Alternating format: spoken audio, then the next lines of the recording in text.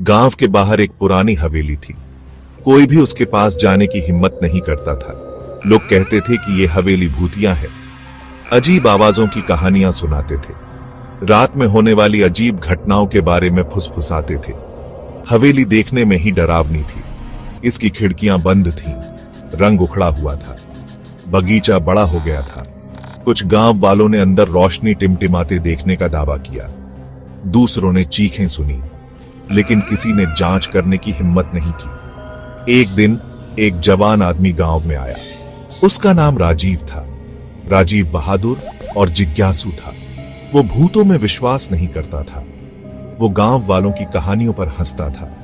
राजीव ने हवेली में एक रात बिताने का फैसला किया। वो साबित करना चाहता था कि भूत नहीं होते।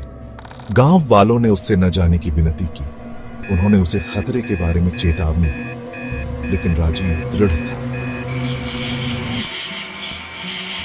रात हो गई। चांद बादलों के पीछे छिप गया। राजीव हवेली में दाखिल हुआ। उसे ठंड लगने लगी। हवा भारी और स्थिर थी। राजीव ने हवेली की खोजबीन की।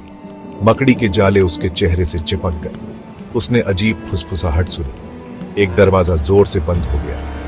राजीव का दिल तेजी से धड़कने लगा। उसे डर लगने लगा। उसे एक कमरा मिला जिसमें एक चिमनी थी। मेंटल के ऊपर एक पेंटिंग लटकी हुई थी। ये एक खूबसूरत महिला का चित्र था। उसकी आंखें राजीव का पीछा करती प्रतीत हो रही थी। जैसे ही उसने पेंटिंग को देखा, उसने एक धीमी आह सुनी। राजीव पलटा। उसके पीछे एक महिला खड़ी थी। उसने सफेद कपड़े पहने थे। उसका चेहरा पीला और उदास था। राजीव का खून जम गया। वो जानता था कि वो एक भूत को देख रहा है। भूत बोला, डरो मत, उसने कहा। उसकी आवाज धीमी और उदास थी। मैं इस घर की मालकिन हूं। मेरा नाम माया है। राजीव डर गया था, लेकिन वो हकलाते हुए एक सवाल पूछने में कामयाब रहा। तुम यहां क्यों हो? उसने पूछा। मेरे पति, माया ने कहा। उसकी आवाज कांप रही थी। उसने मेरा कत्ल कर दिया। उसने मुझे बगीचे में दफना दिया। मैं यहां फंसी हुई हूं, न्याय की तलाश में। माया ने राजीव को अपनी कहानी सुनाई।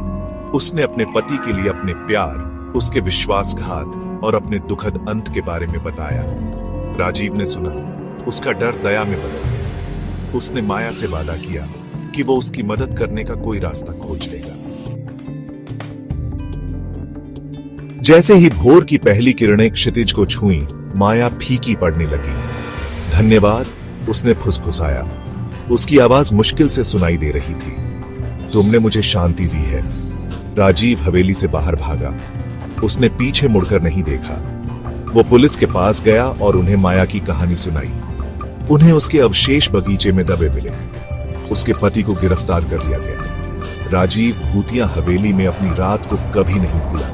उसने अपने डर का सामना किया था और एक खोई हुई आत्मा को शांति पाने में मदद की थी। लेकिन वो फिर कभी हवेली के पास नहीं गया।